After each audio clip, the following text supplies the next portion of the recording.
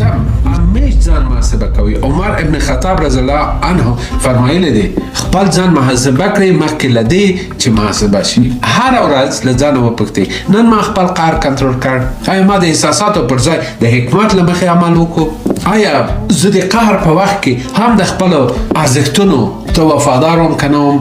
دا کوچنی عادت زموږ شخصیت ته وده ورکوي او اراده م انشاءالله تعالی قوي کوي. شپږم د الله رضا ته پام وکړئ. رسول الله صلی الله علیه وسلم فرمایي څوک چې د قهر پر مهال خپل نفس کنټرول کړي الله عزوجل به د قیامت په ورځ د هغه زړه له رضا څخه ډک کړي. دا په ابن ماجه کې ده. تصور وکړئ د قیامت په ورځ به تاسو د الله په حضور کې درېږئ او به ګورئ چې هر ځل مو خپل قهر کنټرول کړی یو نه تصور کېدونکی اجر مو ترلاسه کېږي. سبحان الله. ورینه بیا د اجرونه دا نه دي لکه د دې دنیا بغیر حساب دی. سبحان الله. الله سبحانه وتعالی سره هر شی بغیر حساب دی.